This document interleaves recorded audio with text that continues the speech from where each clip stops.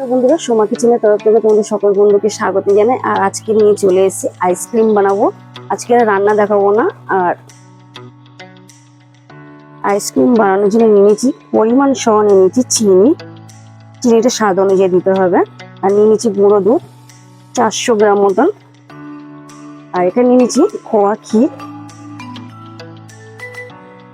300 গ্রাম মতন নিয়েছি। আর পর্ব আমি এখানে নিয়েছি এলাচের দানা নিয়েছি আর কয়েকটা গোলাপের পাপড়ি নিয়েছি। আর এখানে নিয়েছি আমন্ড বাদাম আর এখানে নিয়েছি কিশমিশ।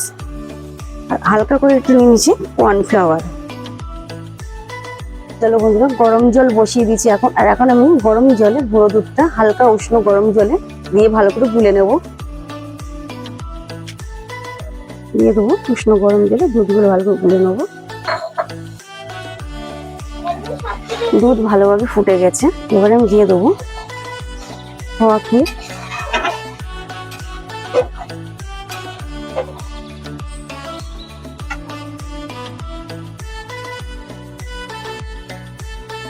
দিয়ে ভালো করে ফুটিয়ে নেবো। ভালোভাবে ফুটে এসে দিয়ে দেবো চিনি।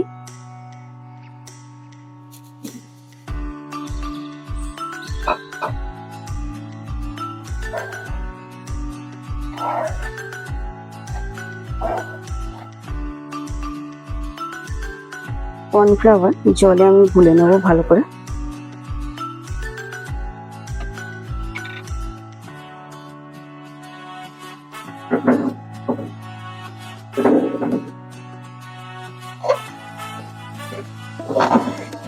ভালোভাবে ফুটে গেছে। কর্নফ্লাওয়ারে গোলাটা দিয়ে দেবো।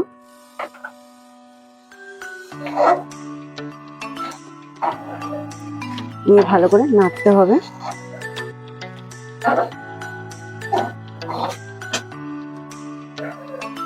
দিয়ে দেবো বাদাম।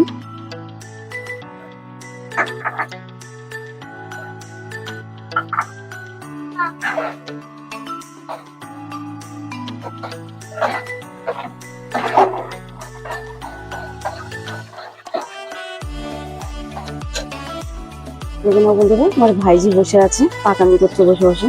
এখানে বন্ধুরা মটকার যে আইসক্রিমটা বানাবো পরিষ্কার করে নিয়েছি। ব্যাটারটা একটু ঘন টাইপের বানিয়েছি, তো ঠান্ডা করা দরকার। এখানে বন্ধুরা আমার ভাইজি হচ্ছে ডাব্বার মধ্যে।